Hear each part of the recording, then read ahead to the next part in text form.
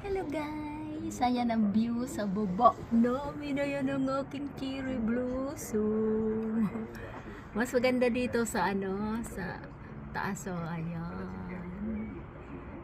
Cherry blossom ng lola. At yung kapitbahay namin ay maganda rin ang kanyang cherry blossom. Pero itong sa amin ay puti. Kasi ayan ang aking garden. May misan ako doon. Inalis ko na yung umbrella. Ayan na siya. Ang ganda dito sa may taas, oh. Kasi bukang-buka na siya. Ayan ang neighbors. Neighbors namin. O yan. So, ayan ang aking garden. Di ba ako nagtatanim? Ayun ang aking garden, no? Nilinis ko pa lang siya. Tatanim ako dyan ng mga gulay. Ayan na guys, ang aking cherry. Ito na yan na cherry. Pag nalagas na yan, bulaklak na yan ang matitira dyan. Cherry. Cherry talaga yan. Red ang kulay.